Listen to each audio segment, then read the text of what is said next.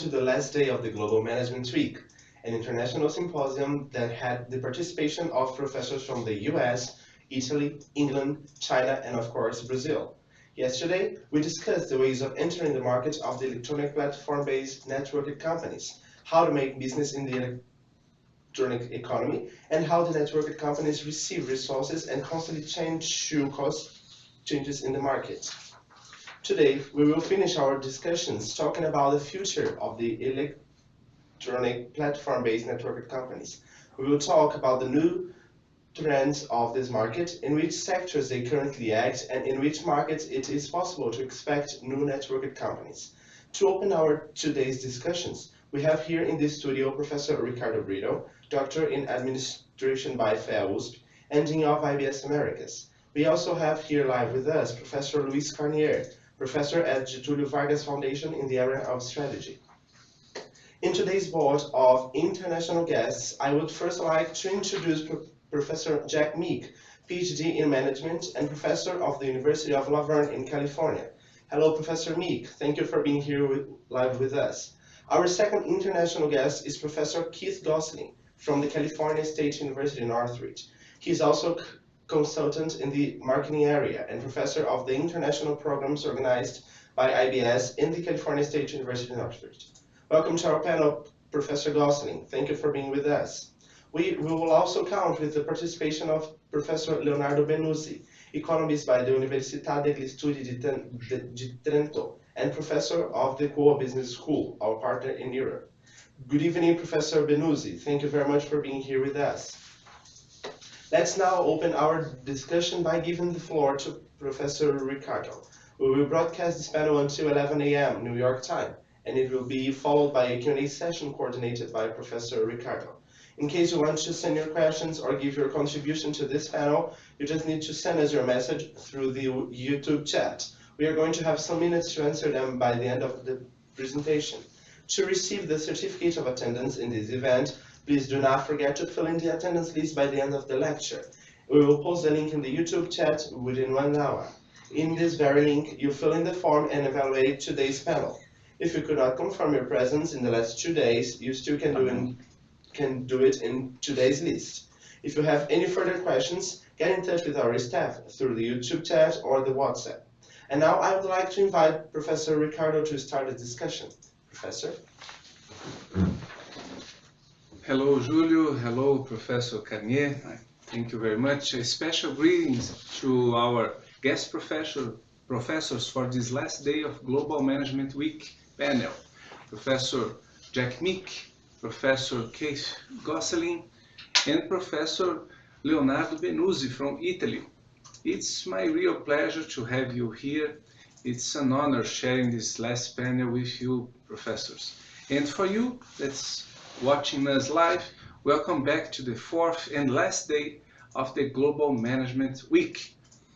This day in which we will think about the future of this market. What sectors will be affected the most and by these new business models, and what are the most prosperous for those who plan to advance their careers and make their business grow in the direction of this new business model, okay?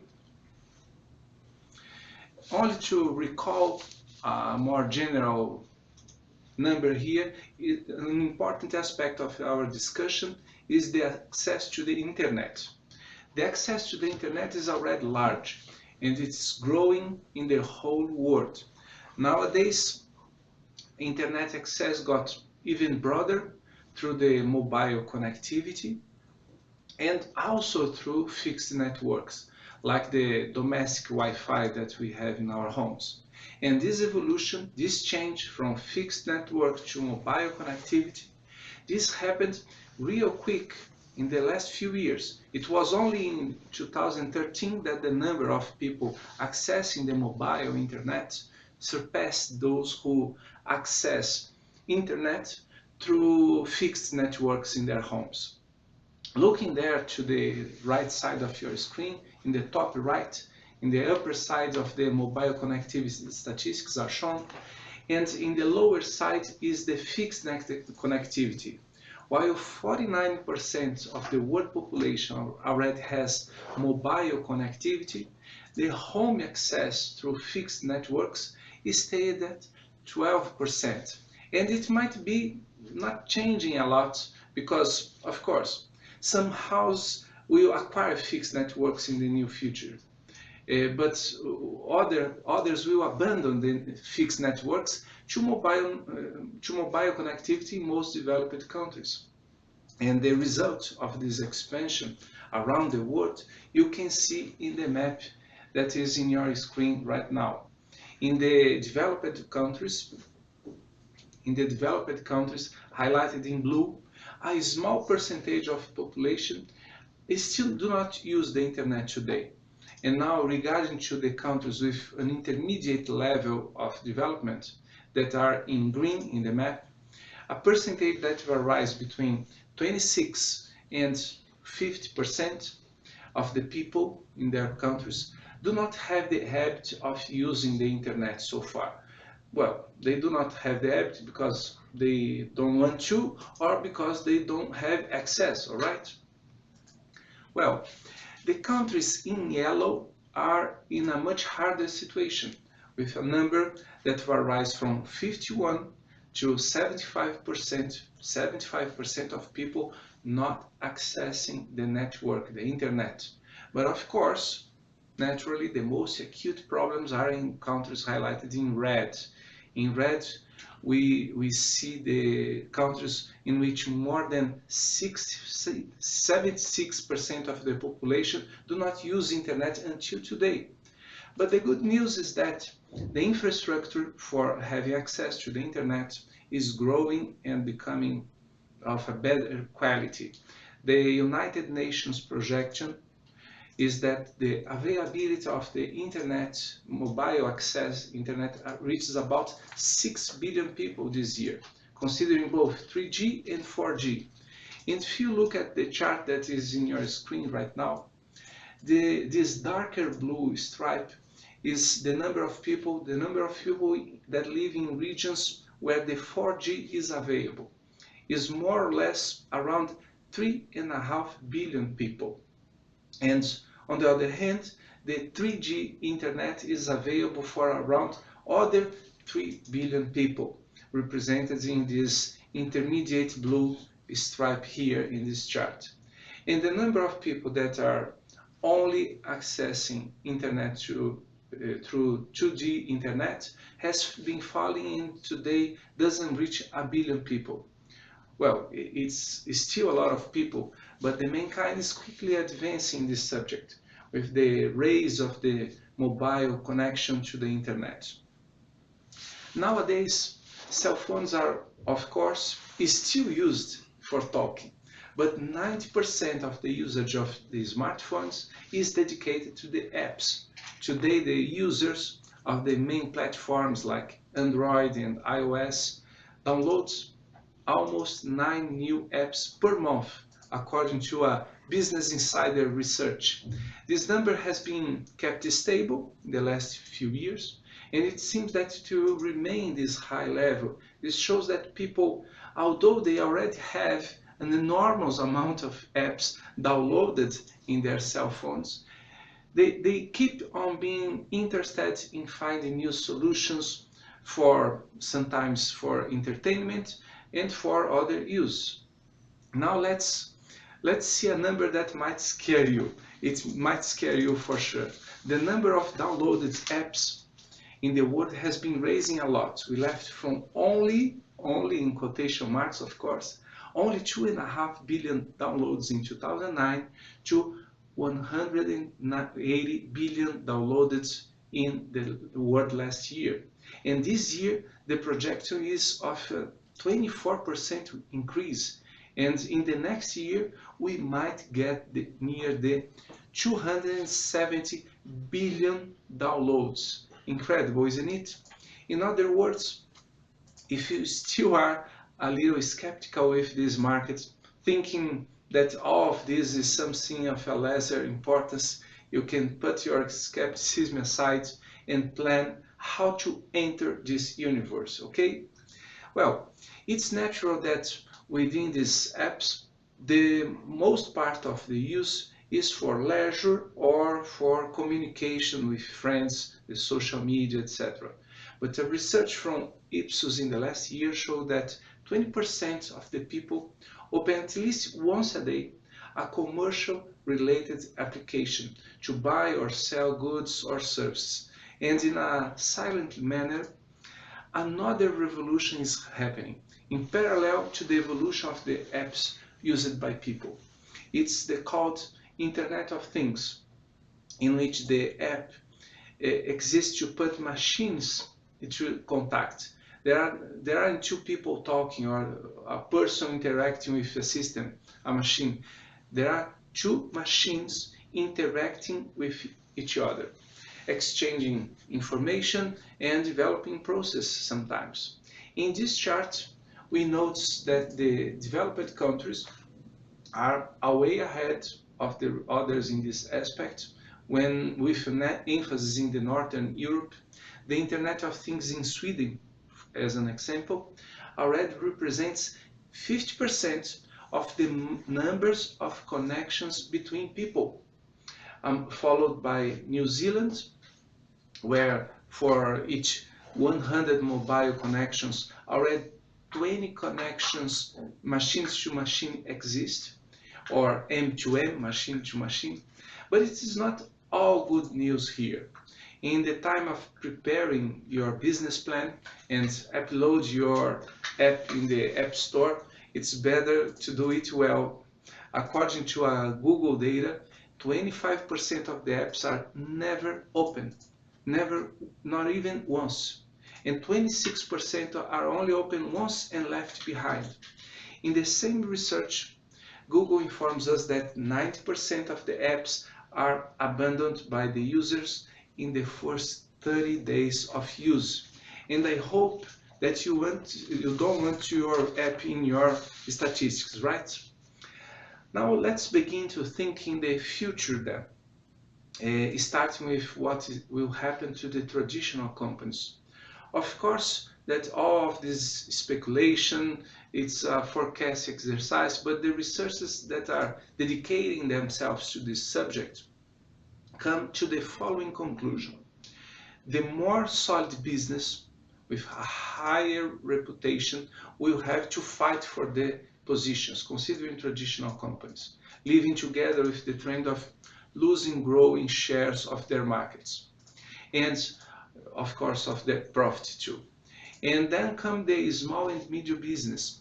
For them, the prognosis is not all favorable. Based on what is happening until now, the large number of small and medium business will survive, but the tendency is that the small and medium simply disappear unless they adapt to this new market context.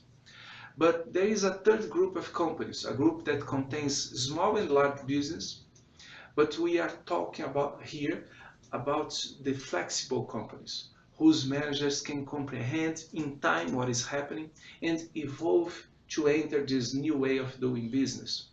And you may be asking yourself if it's real possible to evolve, if it's possible for a traditional company to enter in this new market. So I separated for you three cases quoted in a study published in the last year, three cases of very, very traditional companies from very mature markets that are prospering in doing the migration from a pipeline business model to an e-planet business model. The first one is the Age Publisher. It's a publisher founded in the last century, specializing in educational books and didactic materials. As many others, it was losing market in the digital era, and it's dedicated to created a platform to integrate educational solution developers with users of these solutions. Of course, this is a new business for them, but they already knew the developers, they already knew the customers' needs, they already had a strong brand in the United Kingdom. Then why would they keep complaining over a bad market?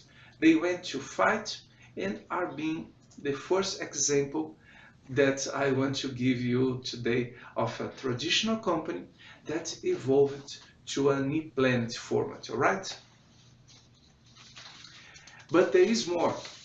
McCormick, a company that produces spices, sauces, and packed food, founded in 1889, the previous century, 19th century, it created online mechanisms for flavors and spice recommendations. Customers enter there, suggest new recipes. Apart from the company itself, other producers are somehow involved in the process until reaching the new product that the customers can buy directly from the platform. Is it enough examples for you? All right, I will give you one more example. Possibly you get encouraged to stop just being afraid of this new way of doing business and decide to enter this new business model, okay? Then you get rich, and please remember us professors, okay? At least I hope so. The last case that I would like to mention here is the PPG Architectural Coatings. Paintings and coating companies. That's a very traditional industry, founded in 1883, and that was affected by the same time by the competition of cheaper products imported. After all, the globalization is still here, putting us under pressure. And on the other hand, companies are also under pressure by this new business model of the e-planets. PPG then created a digital platform, a platform that connects a website, mobile apps, and kiosks in stores. The client accesses the app, choose the products they want to buy, use the apps to visualize how the house will look like, choose the store in which he or she will find the products. Then the system will integrate the point of sales display with the input supplier. And there is also a computerized machine in the store, a machine that produces the paint or coating in the chosen color. All right? Now, thinking about the future again, which sectors will be affected most by e-planets? Let's think about the future. Well, I think that the most parts has already been or will be pretty quickly affected. I would say that the banks, travel agencies, health insurance companies in general, domestic services, general services, professional services, I mean, education, of course, telecommunication, of course. These are all sectors that, if you are involved in any of them, move right now to evolve your business model. But in the near future, other sectors will be affected too, like the entertainment and physical activities, public services in general will be affected, sharing goods as car, house, bikes, and so on. Social assistance, also, there will be many transformations in the next years, for sure. And the keys to the planet's success must follow the line that we have been talking until now.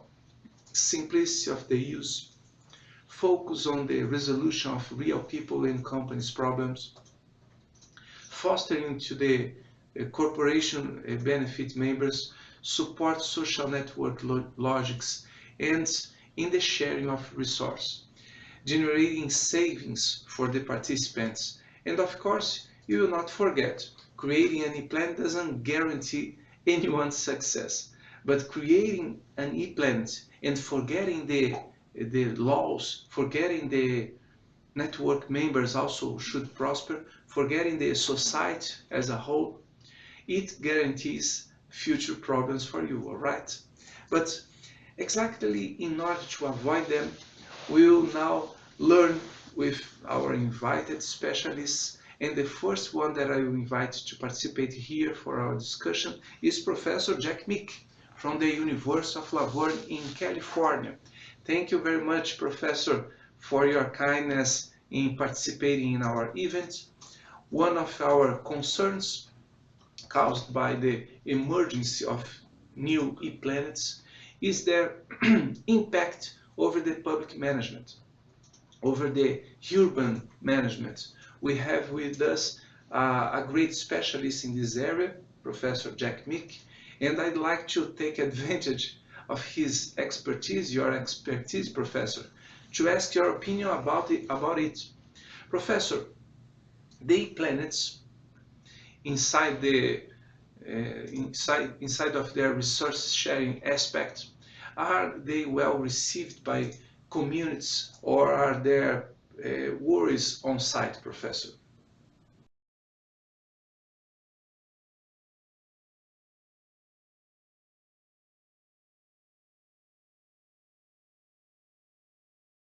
One of the areas that we study has to do with the new sharing economy. And one of the challenges with the new sharing economy for public affairs and public administration has to do with how cities can manage, continue to manage their own infrastructure and care for the citizens as it goes through various kinds of economy and economic changes. So the challenge with the sharing economy is twofold. One has to do with, if you're looking at Uber, and has to do with congestion with airports and other kind of public domains, and how you regulate the access of citizens to new kinds of interaction. As you would know, congestion leads to a number of issues, and public administration is in charge of assuring that the public is safe, comfortable, and that the access to services is also professional and cared for. We don't want citizens to be affected negatively by individuals that are not prepared to carry out the service, and one of the ways you do that is through regulation. Businesses are continually seeking ways to find advantages in the marketplace, and the sharing economy is one which is carried out in a number of ways, like I mentioned, Uber, and then Airbnb, housing and rental areas. So with regard to Uber, the regulatory environments in Los Angeles have been placed so that you have to register. And within the last 2 months, I think, you can now access an Uber car at LAX, our central airport. And that has gone through a number of steps. It's taken probably over a year to find a way to regulate Uber so that they can have access to the airports. The way they've done it is through meetings and other kind of structures, but the challenge has been with the current cab system. This has been an issue throughout a number of cities throughout the world. But in Los Angeles, they have found a way to construct a partnership so that Uber has some access to LAX, and that's just recently. With regard to Airbnb, this is also a challenge for cities because they take taxes from hotels that support visitors and tourism. And tourism is a big part of every city. And the cities I'm familiar with, Santa Monica, Los Angeles, San Francisco, all have had a challenge with Airbnb because individuals are renting out their homes, again causing access to the city and congestion, but not paying the taxes associated with finding ways to make sure that the travel is safe and that the access to private facilities is safe and so forth. So the move on the part of San Francisco and part of Santa Monica and the city of Los Angeles have all been attempted to regulate Airbnb, and to do so would be to have them register, have a homeowner register their room or housing unit with the city. And once they're registered, then anybody who stays there would pay the normal tax rate of 14 or 15%. That helps then the city then manage its affairs with regard to housing, and also to extract the income it needs to monitor and care for the entire city. So the challenges there have been why someone has the incentive, like an individual homeowner, to pay 15% of the cost of the rental to the city, and you can see that there would be a reaction to that. So as we speak, these are issues that are being hammered out in the city councils of Los Angeles and Santa Monica and San Francisco, and my understanding is that the Airbnb has now taken the city of San Francisco to court because they are only the city is only allowing advertising by Airbnb of homes that have registered. They have found it illegal to advertise homes that haven't registered with the city. This is an ongoing negotiation and arrangement that we'll see emerge over the next couple of years. But I think what we're seeing is an inventive, creative approach to the economy, finding efficiencies and access, but at the same time, cities need to find ways to manage their affairs. At Laverne, we study emerging projects and emerging institutions and emerging arenas because we view the cities as dynamic processes, dynamic institutions that are in constant change. And it's the creative forces that we begin to study. So we study not only emerging entities like Airbnb and Uber, we study also how institutions are formed so that we can care for the quality of life, air quality, water quality, transportation quality, education quality. These are important institutions. We find ways to create these institutions to assure that the public has what it needs to carry out its fares in great normal patterns. And so it really does take an innovative, creative approach to understanding these institutions. And what we talk about in our classes is the type of individuals it takes to be able to connect these institutions. And we find these leadership strategies and connective strategies to be very different than in managing hierarchies. So managing networks is what we talk about, and in managing networks we mean to have leadership roles and activities and attitudes that work across boundaries, much like you would think about Airbnb working across boundaries within cities, and also cities working across institutions so that they can find patterns of interaction so that the best solutions can come out for the entire whole system.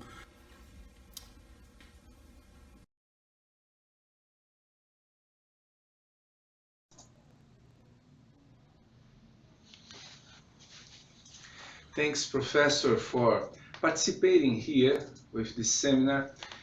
This thought subject, isn't it? Cities need to sustain their budgets, and the method to achieve this is tax collection.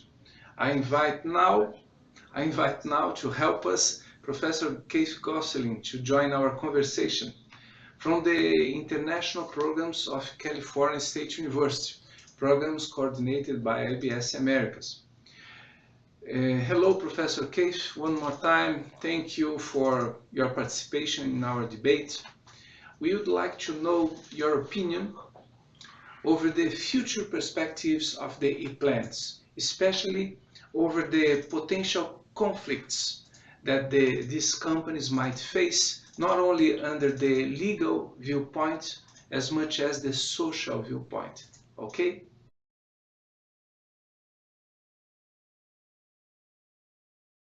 Well, I think that what we can see definitely is that they're going to continue to challenge existing business models.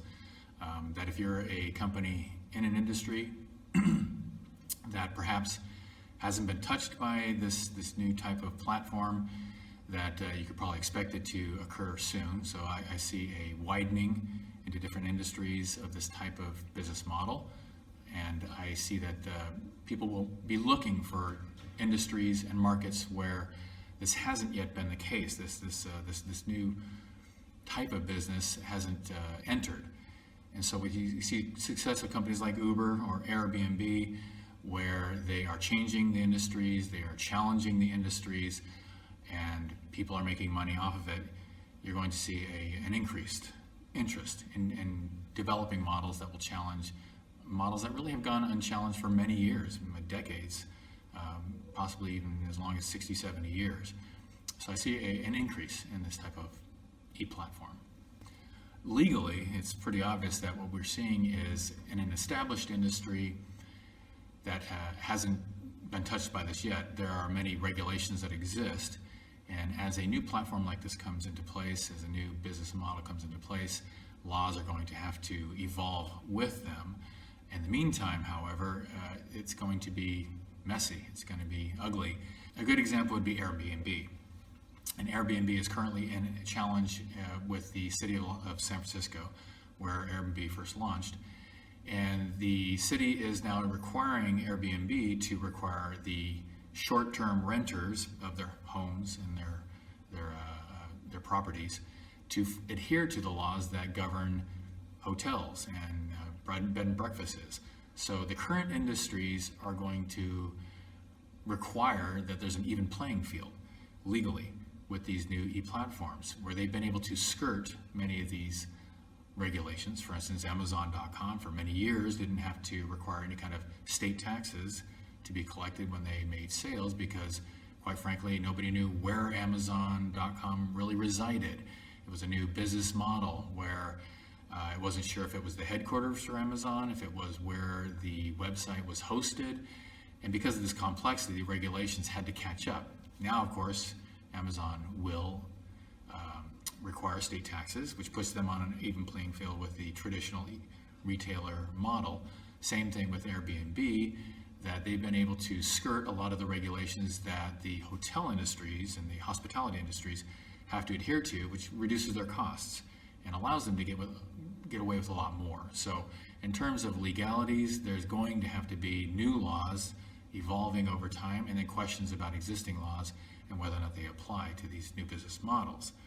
In terms of social issues brings up a whole set of other challenges with regards to social responsibility.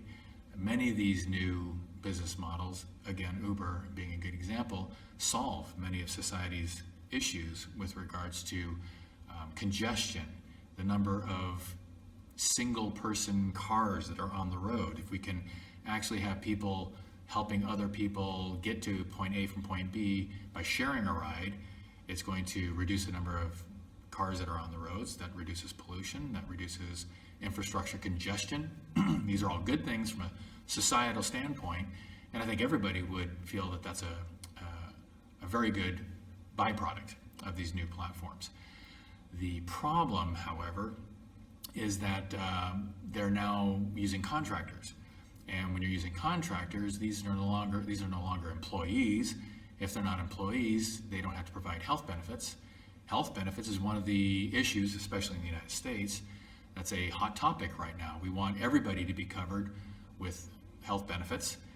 We do have free or low-cost health benefits available now, but I'm sure the government would like to put some of the onus on businesses to provide these health benefits to their employees. If they're not employees and they're contractors, there's no requirement for companies like Uber to provide these benefits. And so now more burden is going to be put onto the government to cover these people.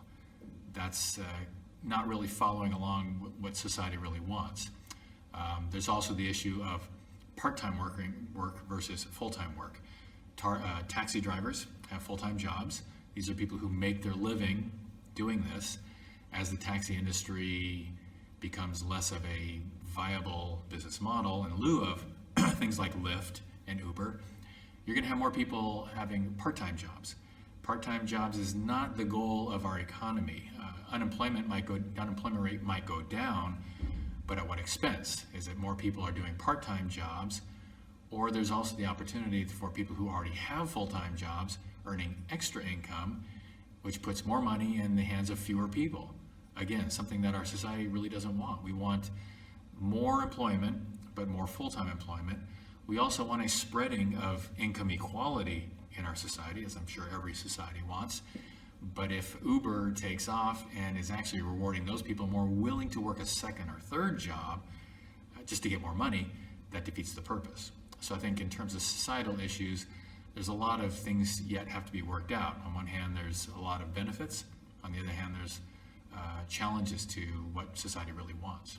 I think they are. I think a lot of what's happening right now is a lot of these business models, and seems to be the way businesses are being formed nowadays in contrast to the past, where when they launch their company, they're looking for proactive social responsibility aspects to their business model. And so I think a lot of these businesses are being run by people who want to treat their employees better. A lot of them are doing shared income or shared ownership. So a lot of these companies that are starting out, especially in the e-platform, being run by younger, oftentimes technologically savvy, usually founders, are looking to have an element to their business model that shares the wealth with their employees and provides them with a menu, perhaps, of health benefits for their full-time employees. And so I think that one of the overriding themes of a lot of these newer businesses is sustainability, respect for their employees, adherence to government regulations, awareness of the trends of society. So when they launch, they're looking for any opportunity to do this proactively. What we've really discovered over the last 10 or 15 years in the United States is that if you can anticipate society's desires, build it into your business model proactively, you'll be rewarded with the wallet share, with the market share. If you do it reactively, you suddenly discover that society wants you to believe a certain way, to treat the environment a certain way, treat your employees a certain way, treat the consumer a certain way, that if you do that reactively, you'll be punished. So I think a lot of what's happening in the business world today is you're seeing a social element, a social responsibility element built into the original business model proactively to address these concerns up front and make people want to utilize your product because they're doing business with a company that has shown an interest in helping all facets, all stakeholders in the economy.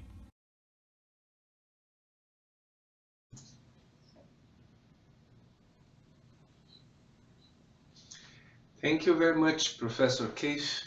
I think that this meeting between a more proactive society formulating laws that regulate the plants, and a more proactive companies in the search for a social environmental responsibility position, this proactivity from both sides is the one that will generate effective growth opportunities for these companies. Thank you very much, Professor. And now the participation of our last guest, last but not least, Professor Leonardo Benuzzi. Professor Benuzzi, it's a great pleasure to have you here with us in this event. I'd like to ask you to do an in-depth thought connecting past and future. Past and future. Which are the main factors that brought us this new company profile to the actual context, and which are their main future challenges and these companies and their markets should face in the future, Professor?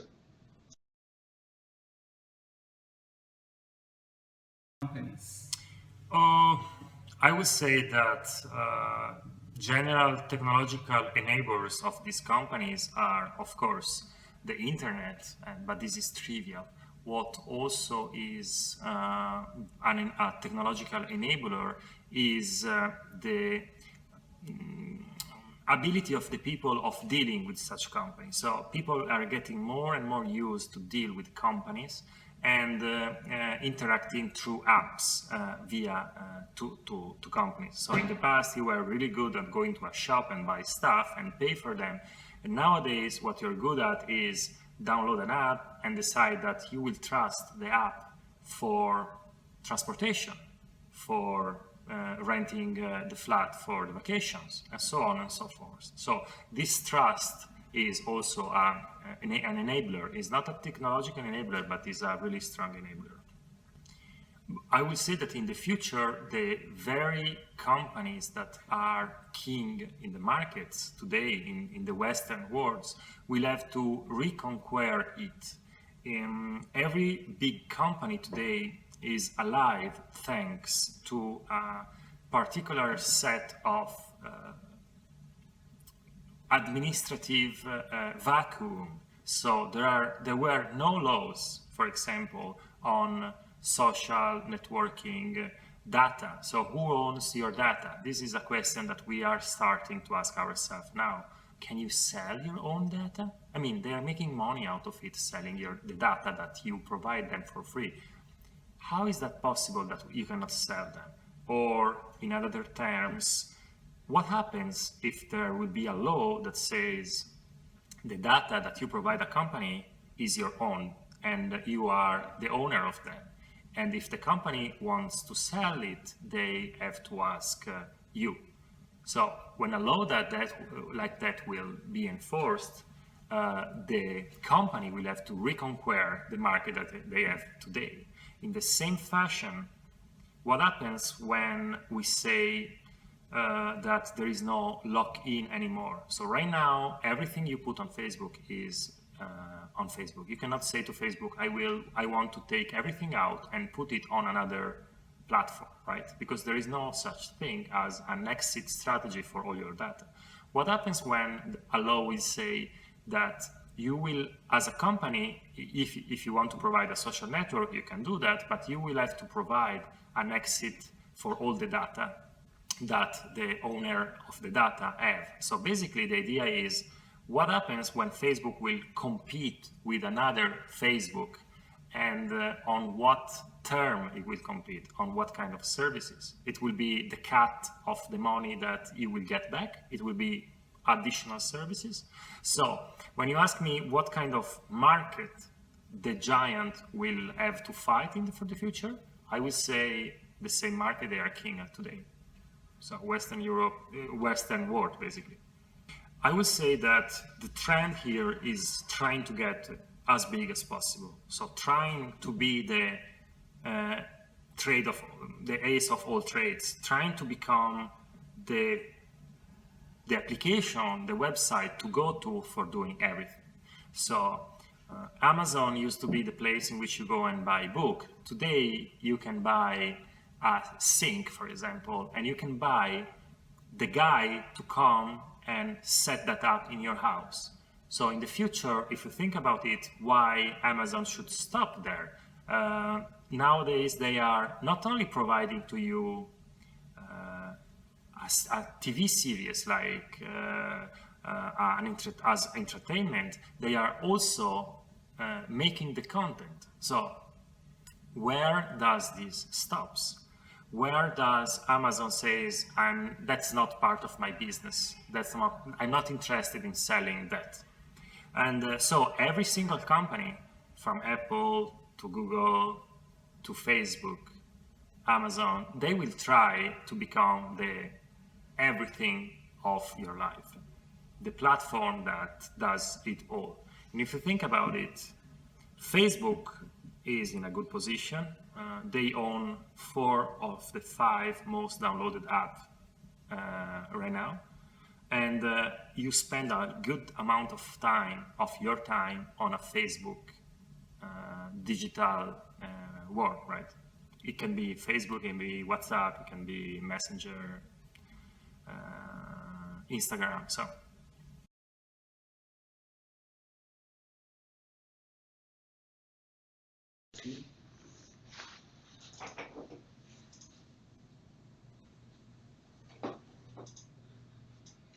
very interesting point of view, Professor. Thank you very much. At the same time in which thousands of entrepreneurs will seek to identify market opportunities and send countless new business to act in this new market, we know that at the same time we can have the formation of an oligopoly around a few companies offering a growing range of solutions. Thank you very much for sharing your opinions with us, Professor. The groups that are preparing themselves for our managerial challenge, the group certainly will take this into account for enhance their plans. Now I invite Professor Luiz Carnier from Fundação Getúlio Vargas, professor there in strategy, for your final contribution to our event, Professor. In your view, Luiz, where the managers should place their bets in the next years? Which sectors will be more prosperous for ePlanets, Professor? Yeah. Well, I'm used to say that there's an expression saying bet on the jockey, not in the horse. It's very interesting. I think we have to invest in, first of all, in people. If you are creating your company, bring to your company, to your idea, to your enterprise, skilled people, talent to help you, because we are not an island. We need the opinion of others. But talking about business trends or what kind of industries should be the most prospective, prominent industry for ePlanets, I think everything, as we mentioned here by Professor Ricardo this morning, look for solutions needed for people. People need to have a specific special needs. Look for those. Pay attention to that, as we mentioned yesterday about innovation.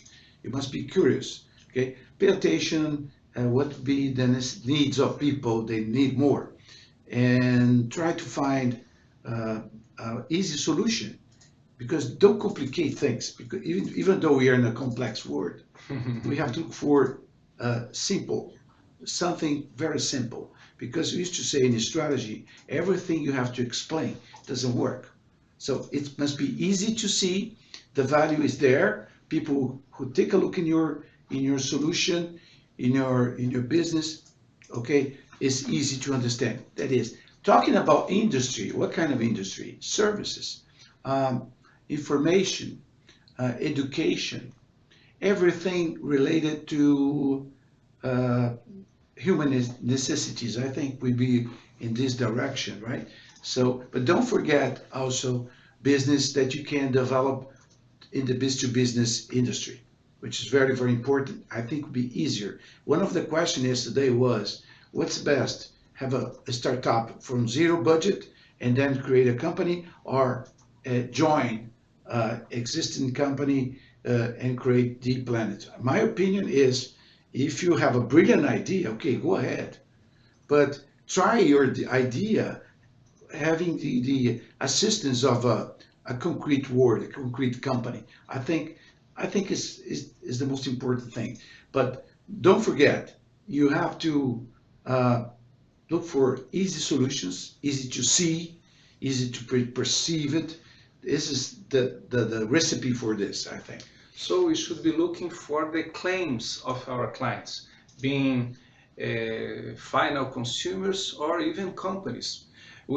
Through these panels, through this symposium, lots of people are asking us about what is the future of traditional companies. Traditional companies will have difficulty to enter this market, to evolve into ePlanets.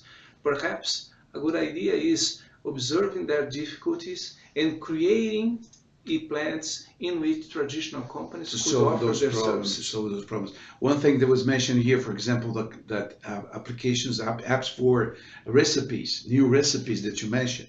That's very, very interesting, because look at this. It's something everybody needs in the day-to-day. So we're at home and say, what are you going to do for dinner? Okay, let's take a look in my app. There are some very interesting recipes. I can have the products here. I think it's a very good idea. One thing that I forgot, because we have so many brilliant presentations today from our colleagues all over the world.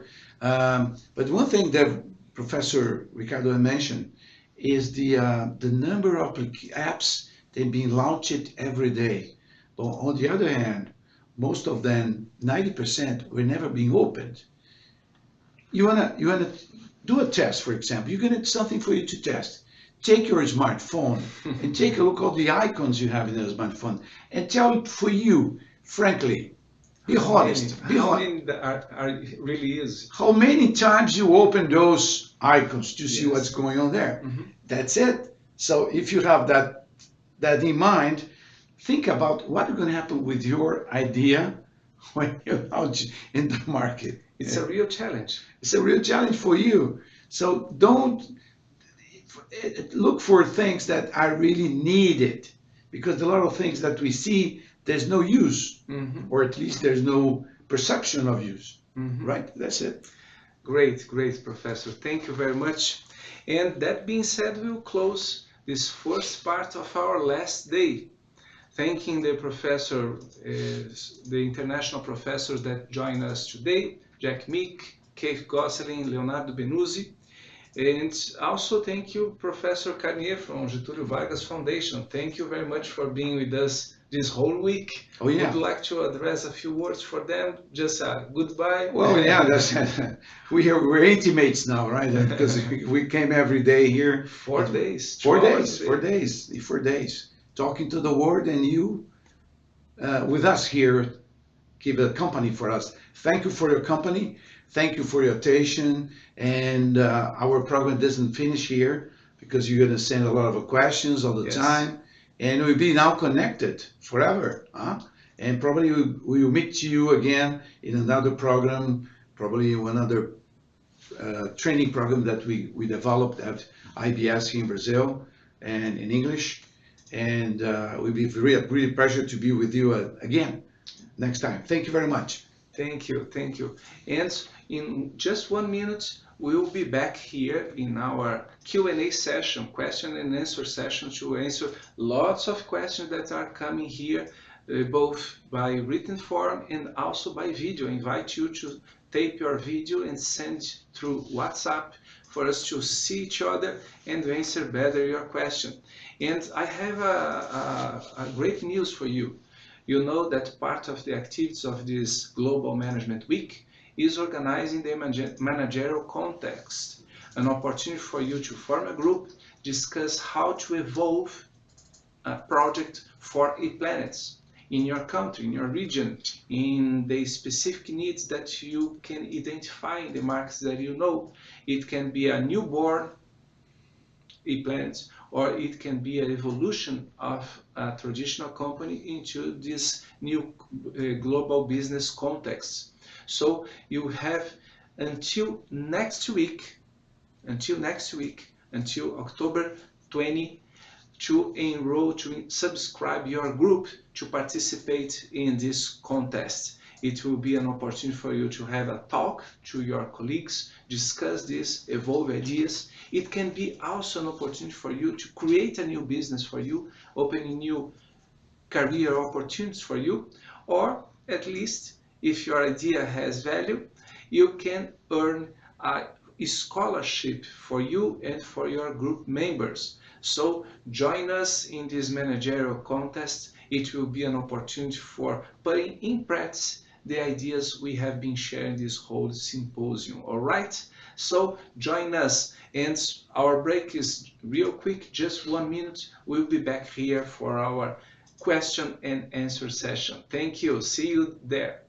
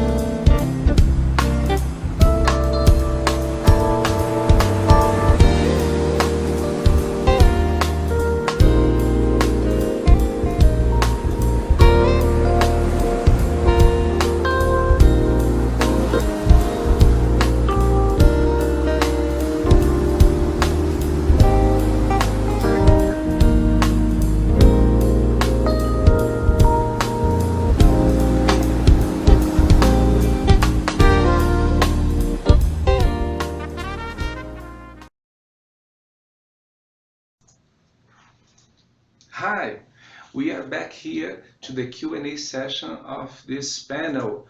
the panel about the future of e-planets, the future sectors where the e-planets will prosper, and also talking about the future of the traditional business, the impacts of the e-planets on the society at large, okay?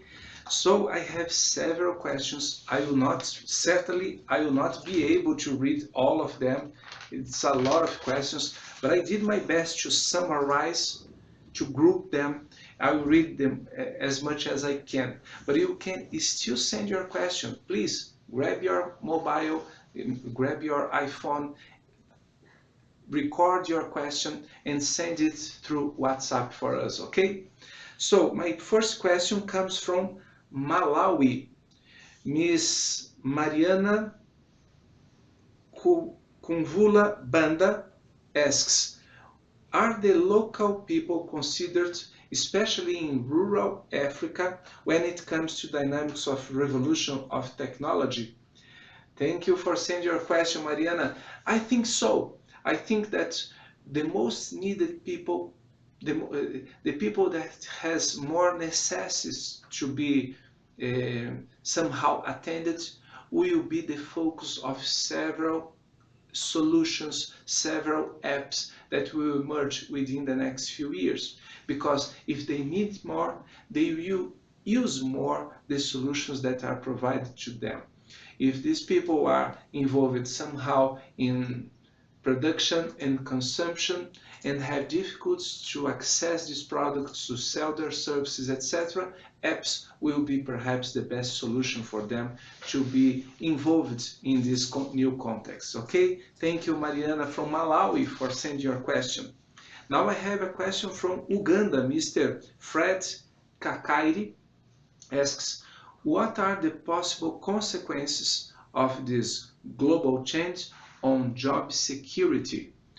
How can this emerging change can be successfully incorporated to developing countries? Two questions from Uganda. Thank you very much for sending them. The first one, job security, is a real issue. Humanity, societies, states have evolved in the last, 2 centuries into a format of labor relations. And somehow e-plants are breaking these labor relations. Somehow e-plants are creating new formats of offering their services. Take the example of the developers of Apple Store. We have there just on Apple Store, we have just there about 370,000 developers. And they are not employees of Apple. They are just offering their services for Apple as much they offer their services for Android system and so on and so on. Take the example of Uber drivers. They are not employees of Uber system. They are autonomous, and we definitely got to develop some kind of social protection for these people. Think of a Uber driver that in his first day or her first day of work crashed his or her car and cannot work anymore. The society as a whole should protect these people. Otherwise, Uber in the future will be faced by the society asking for their responsibility, okay? Thank you very much for sending your question, Fred Keke from Uganda. I have now another tricky question from Kyrgyzstan. Miss Kizhibek Shaina Zarova. I'm sorry, your name is very difficult for me. I'm sorry for that. Miss Kizhibek Shainazarova from Kyrgyzstan asks, how does this revolution affect work ethics, work relations? I believe it's the same question, the same direction that I answered the previous one. Miss Kizhibek, the point is that companies should not avoid the rights of their workers, should not should not forget the interests of society at large. If the company forgets that, there will be a toll to be paid, because society can't fight against companies, and when society fight a company, usually society wins. So if you are an entrepreneur in ePlanet, don't forget society. I'm not asking this just from the ethical and moral perspective. I'm talking about business. Business strategy is concerned about long-term relationships. If you create an ePlanet in which the format of the contraction, the contract of your workers, put the workers in a tough situation, in the future it will be fire back in you, okay? I have now another question from Ms. Ram Mogili. Ram, please, what is your question from India, I believe? Dear Professor, my name is Ramanjanelu from India.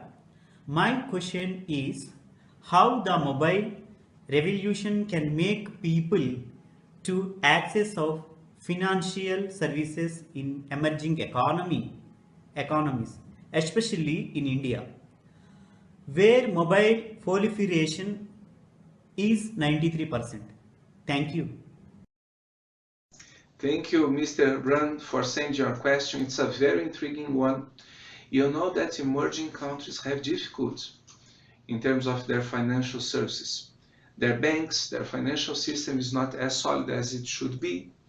And at the same time, the cost of capital is higher and the demand for financial services is higher in comparison to what we see in developed countries. What we have seen in the last few years is the rise of several different and creative solutions to offer financial services in emerging countries. But the point is that ePlanet includes another ingredient in this recipe here. They can somehow revolutionize the way people that has money to lend and people that has money to borrow get in touch with each other, know their mutual necessities, their mutual profiles, lenders or borrowers of money. And banks from all over the world are really worried about the so-called fintechs, financial technological companies. These companies can offer the same service that banks are offering now through a newer and easier ways. And easier ways means lower costs, which are very interesting for people from emerging countries, from everywhere, but especially from emerging countries. I believe, Ram, it would be a very interesting subject if you group your colleagues in your institution. If you are part of a university nowadays, you can group a small group of people and talk about this and enroll your group in the managerial contest. It is an opportunity for you to evolve this discussion, prepare a short description of a business plan, and perhaps win a scholarship in the United States or Europe to study abroad and develop even more your ideas and your curriculum. What about that, Mr. Ram? I'm waiting for you, okay? Thank you very much. Now I have a question from Mr. Wahid. I believe he is from Pakistan. Mr. Wahid, please, what is your question?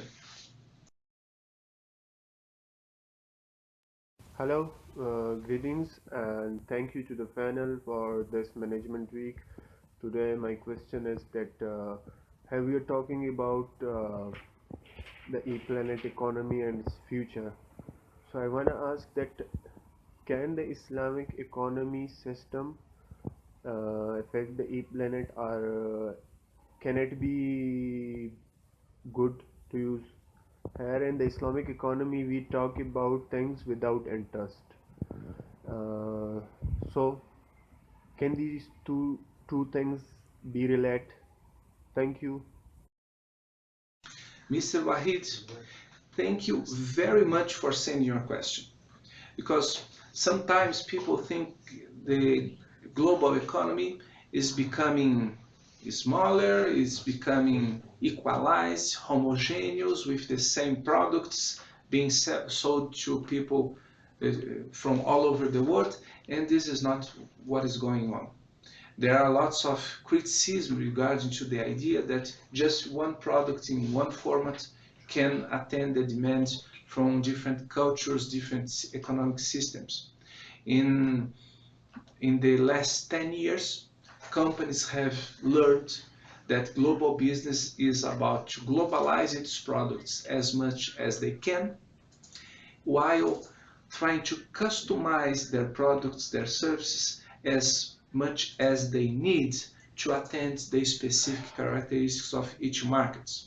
You know that in the Islamic world, countries that follow different rules in comparison to what some Western countries practices, these companies need to adapt their solutions, their ways of doing exchanges of value among people, companies, and service providers, etc.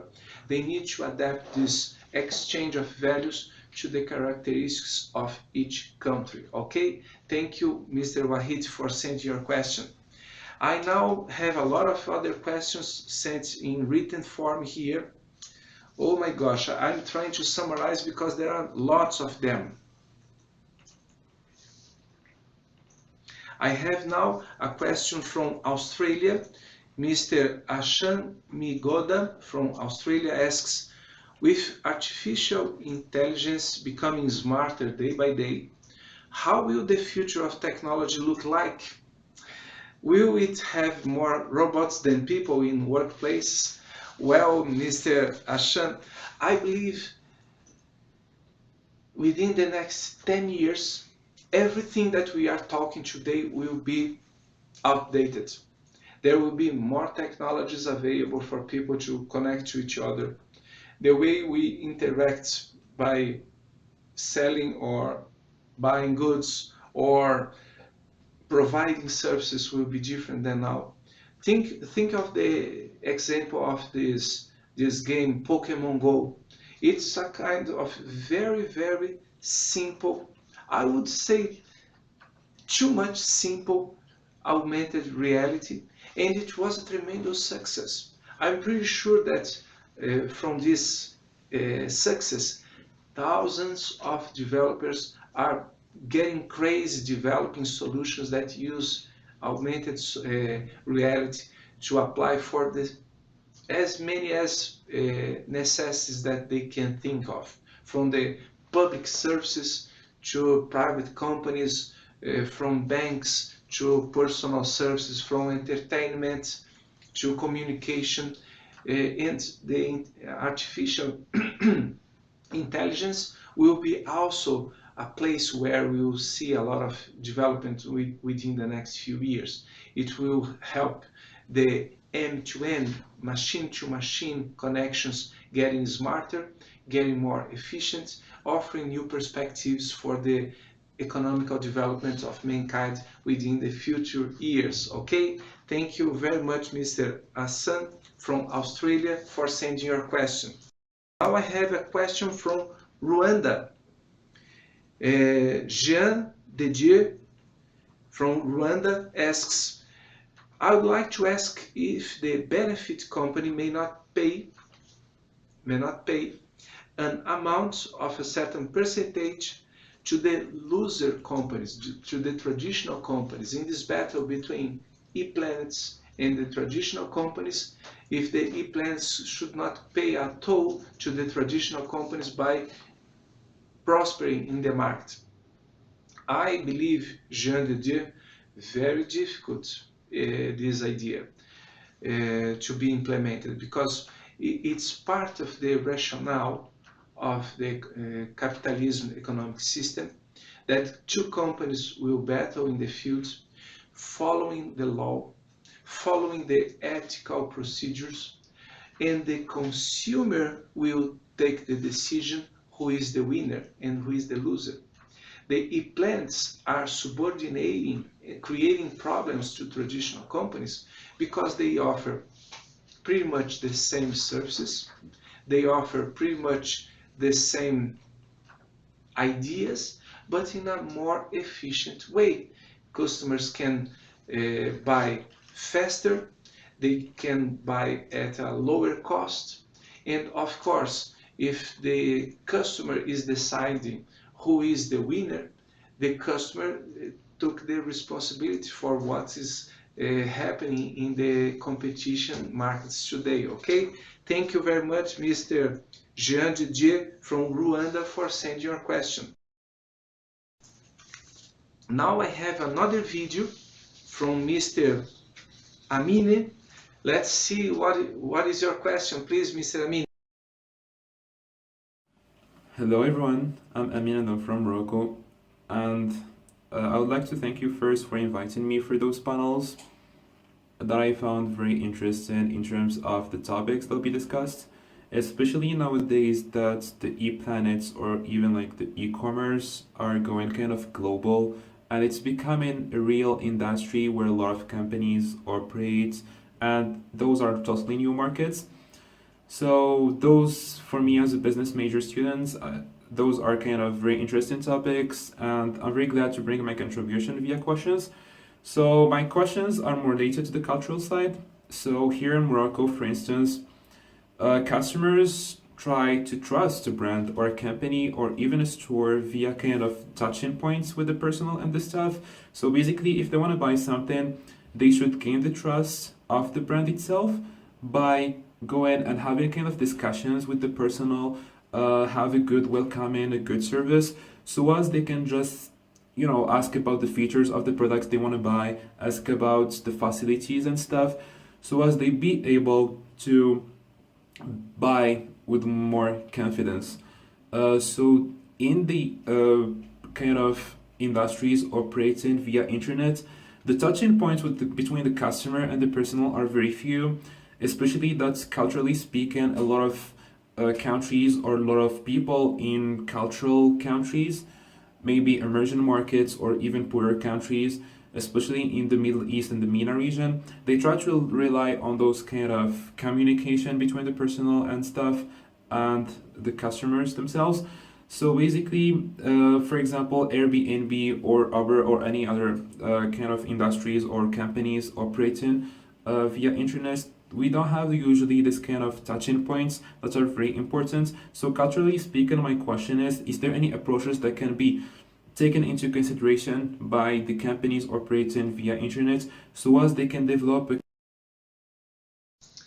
Well, Mr. Amin, thank you very much for sending your question, because the point is that the whole idea of this new e-planet solution, the whole idea of doing business using these new technologies is that when you create an e-planet, you should attend the necessity, you should match the perspective of your clients.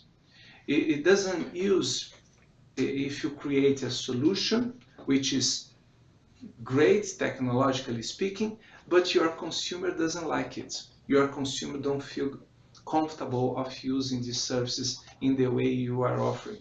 I believe some apps will be flexible enough and smart enough to attend different perspectives in different contexts.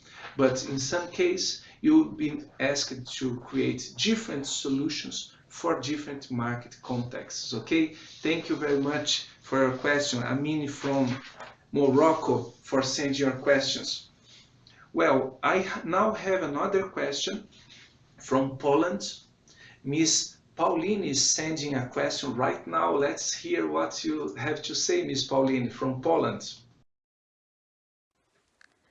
Hi, my name is Paulina and I'm from Poland, and I would like to ask about one thing. do drones can have a great impact on the development of the mail order companies? I heard that Amazon started to use it, but I don't know many things about this. All right, Paulina. Thank you very much for sending your question. I liked your question because it puts pressure over all of us in terms what are the limits of technology that we can use when we think of new solutions delivered to our clients. And I believe drones will be one of the next steps followed by people around the world. We have some case in which drones are used to make deliveries. I heard of an example of a company like this in New York that they are delivering pizzas using drones. In other cases, we are seeing examples like companies using drones to map different solutions in terms of geographic location of products and services to be delivered to their clients. And of course, these new solutions open new opportunities for value exchanges inside the ecosystems the plants are creating. So the whole idea of this new context is trying to put together all the pieces of this puzzle.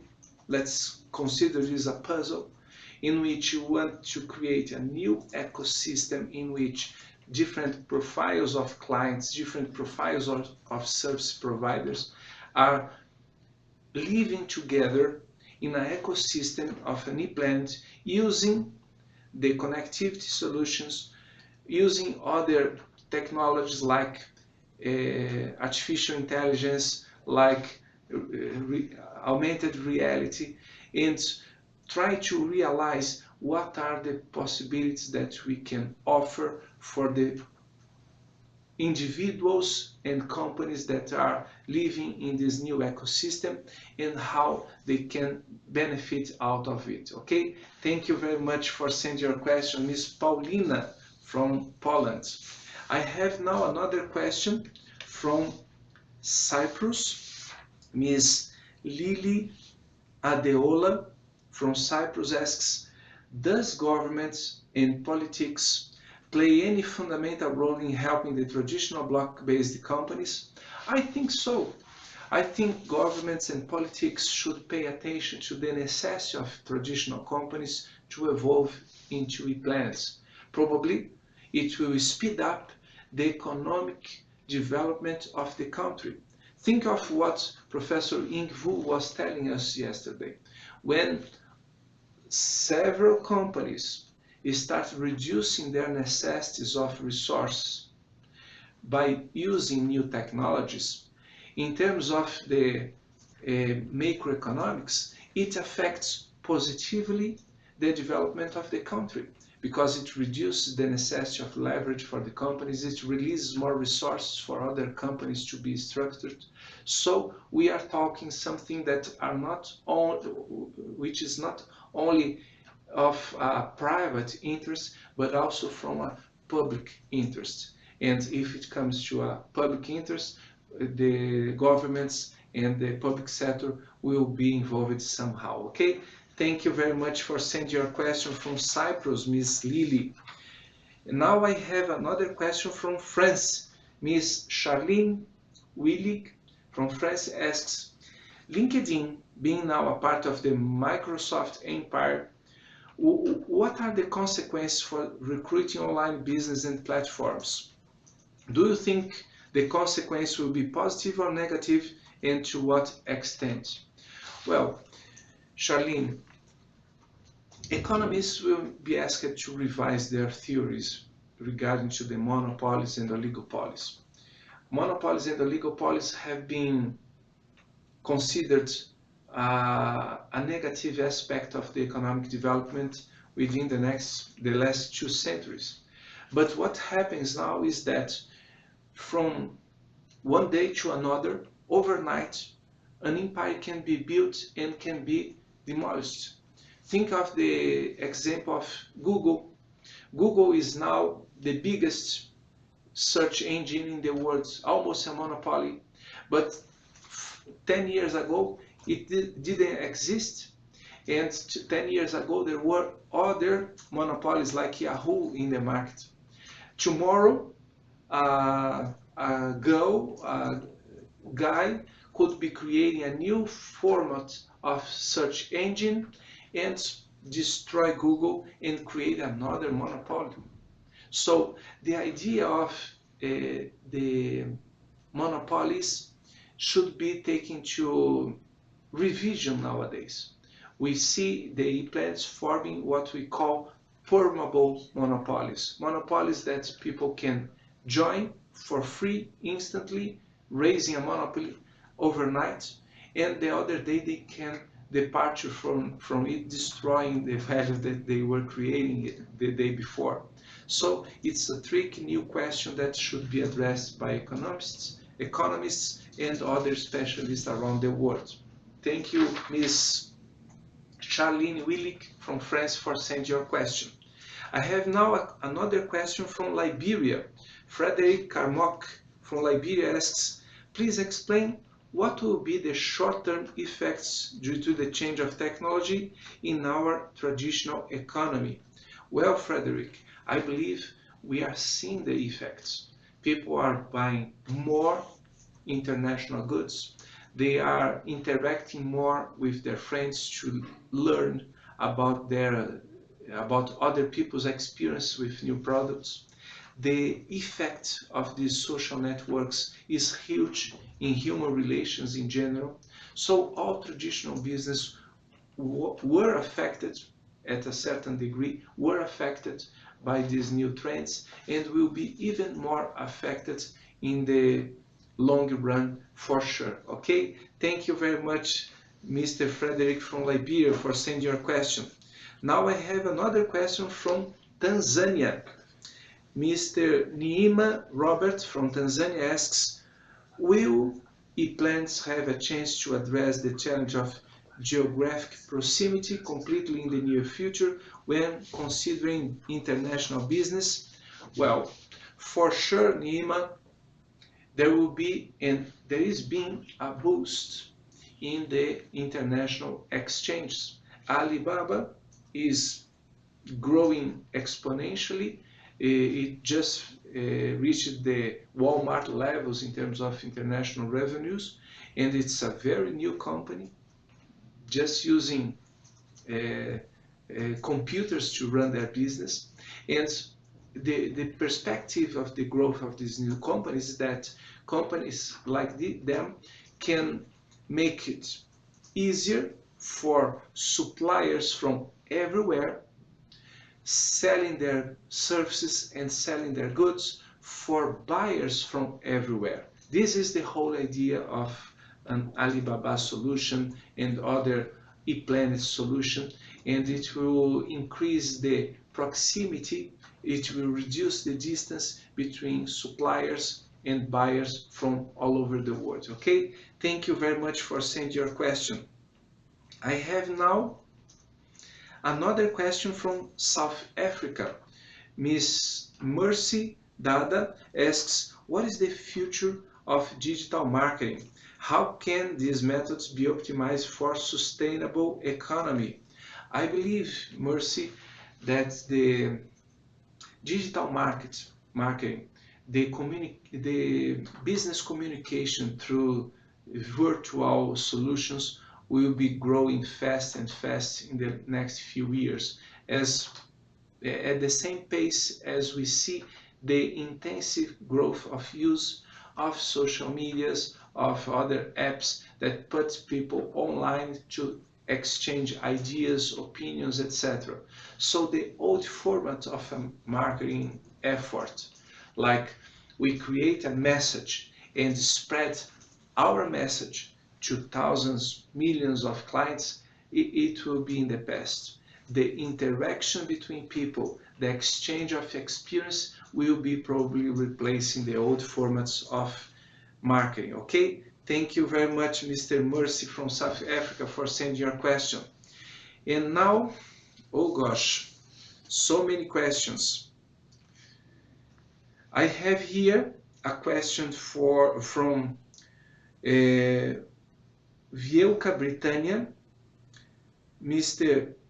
Piotr Kasperek, I'm sorry for my spelling of your name, asks, what are the industries with the highest potential growth in the next 5 years, considering the e-plans context?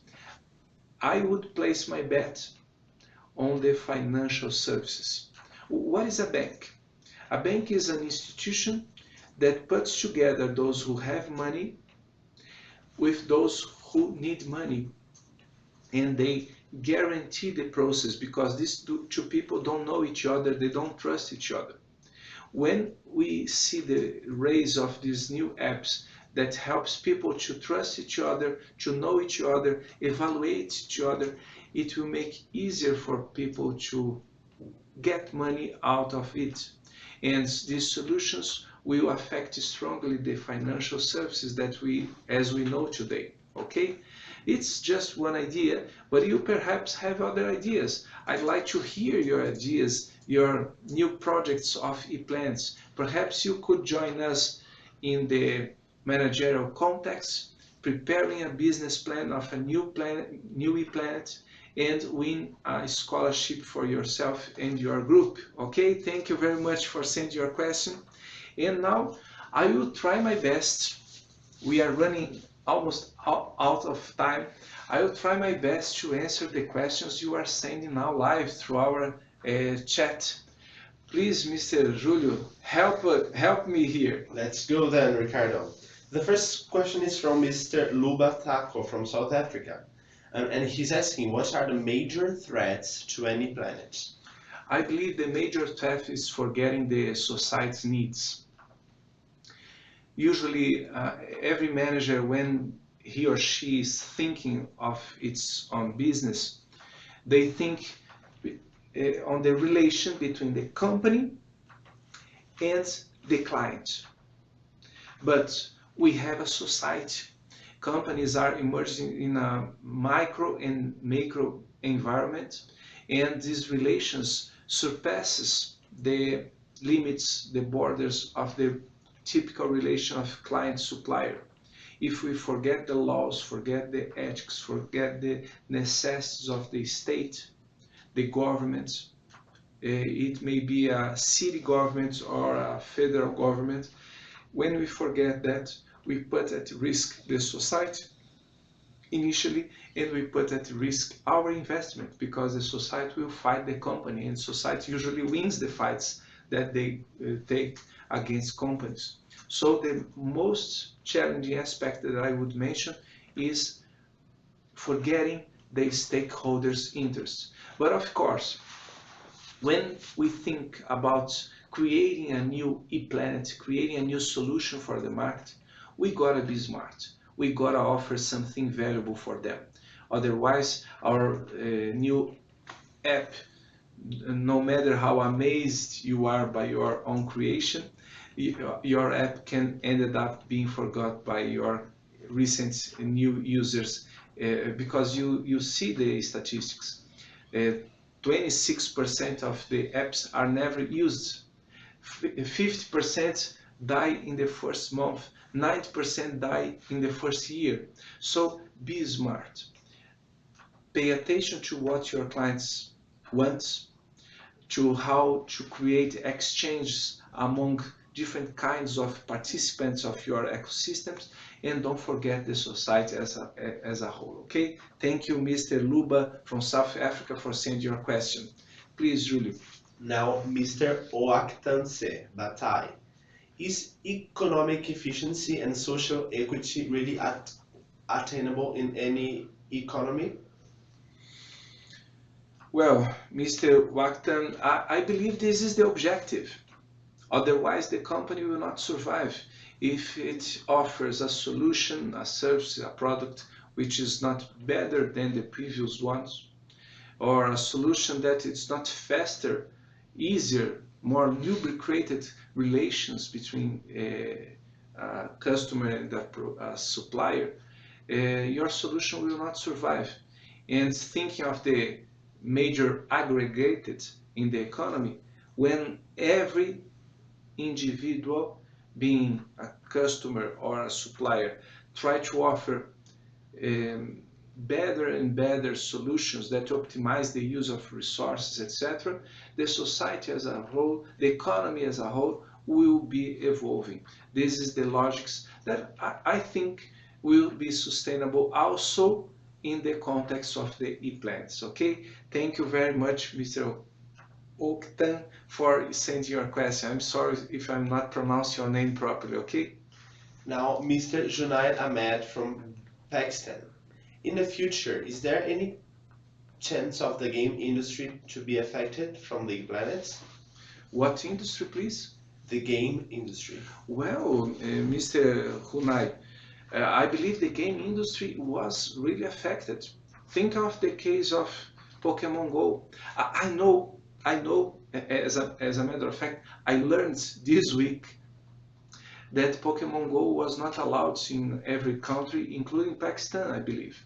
But the point is that the use of these new tools to connect people and not only going online in your home using a TV screen for you to play with your colleagues, but going outside, going to parks, going to shopping malls, going to the streets and playing outdoors. It was a revolution. And let me tell you, I didn't download Pokemon Go. I believe I'm too old for that. But I loved the experience of seeing people in the streets, in the squares, playing in the sunlight. I believe this kind of tool will help people to think differently the way they put people to have fun. And having fun is something that everybody in the world, every human being wants to have fun at least once in their lives, okay? Thank you very much for sending your questions. And we are running out of time to answer any questions now. I'd like to say from the bottom of my heart, thank you very much for you that is following us through this symposium. It was a real pleasure for me being in touch with people from all over the world. We received subscriptions for our symposium from more than 80 different countries. We got more than 500 questions, but collaborations of several kinds. It was a real pleasure to see you, to hear you, to interact with you, to learn with you in these 4 days. And I will insist, subscribe your group in the Managerial Challenge. It will be an outstanding opportunity for you to learn more, to put in practice what you have learned here. The subscription deadline was postponed to the next week. You have until October 20. October 20 is the deadline for you to subscribe your group, and we will send a message to you inviting you to join us for a preparatory meeting for next week, probably on October 19. So you have the chance of clarifying any doubts and participating in this challenge, a challenge that can represent an opportunity for you in the academic side or the professional side, and you can also earn a scholarship for you to study abroad, okay? My name is Professor Ricardo Brito from Brazil, Director of the IBS Americas, and I'd like to say thank you all. Have a wonderful week. See you soon. Bye-bye.